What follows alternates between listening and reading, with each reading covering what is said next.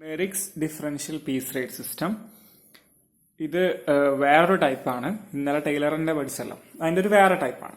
ഇതിൽ നമ്മൾ ആദ്യം എംപ്ലോയീസിന്റെ ഇതിലും മറ്റേ പോലെ തന്നെയാണ്. എഫിഷ്യന്റ് ആയ എംപ്ലോയീസിനും ഇൻഎഫിഷ്യന്റ് ആയ എംപ്ലോയീസിനും വേറെ വേറെ സാലറിയാണ് കൊടുക്കുക. അപ്പോൾ ആ സാലറിയുടെ ക്രൈറ്റീരിയ എങ്ങനെയാണ്? എംപ്ലോയീസിന്റെ പെർഫോമൻസ് നോക്കും. പെർഫോമൻസ് 83% താഴെയാണെങ്കിൽ സാധാ പീസ് റേറ്റ് കൊടുക്കും.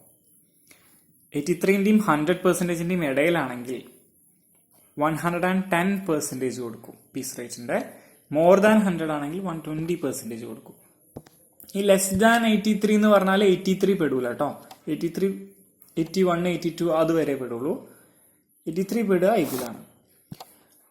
ഒരു ക്വസ്റ്റ്യൻ നോക്കാം, എന്നാൽ കുറച്ചും കൂടി മനസ്സിലാവും. From the following particulars calculate the total earnings of the 3 workers under Merrick's differential piece rate system. Normal rate per hour ₹5 per unit. ഇതിൽ ചെറിയൊരു മിസ്റ്റേക്ക് ഉണ്ട്. നോർമൽ റേറ്റ് പെർ അവർ അല്ല, ഇത് പീസ് റേറ്റ് ആണ്. ഇത് പീസ് റേറ്റ് ആണ്.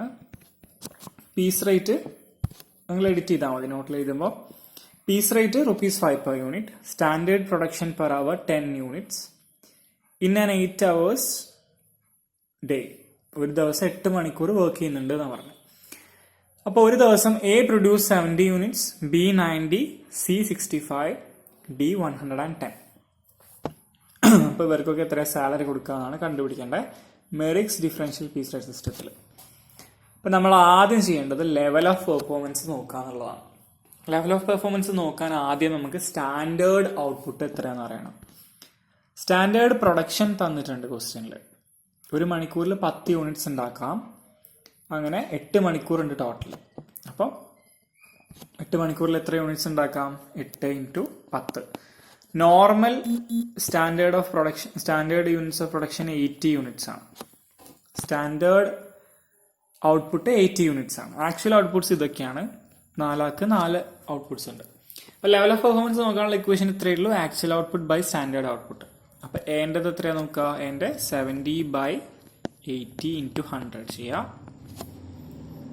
അപ്പോൾ 87.5% കിട്ടും. അതവിടെ വെക്കുക. ഇനി ബീൻ്റെ നോക്കുക. ബീൻ്റെ 90 ആണ്. സ്റ്റാൻഡേർഡ് ഔട്ട്പുട്ട് 80 ആണ്. 90/80 112. സീൻ്റെത് 65 ആണ്.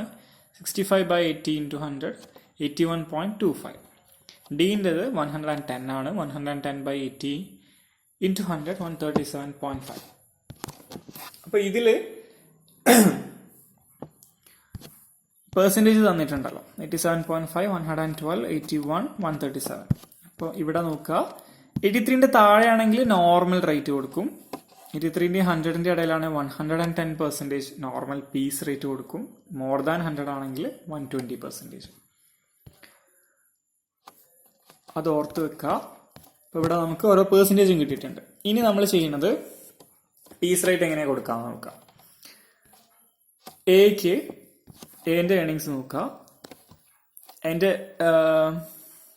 പീസ് റേറ്റ് എത്രയായിരുന്നു?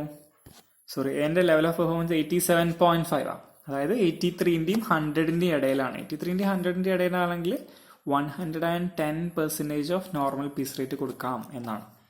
അപ്പോൾ എൻ്റെ ഔട്ട്പുട്ട് 70 ആണ്. പീസ് റേറ്റ് 5 ആണ്.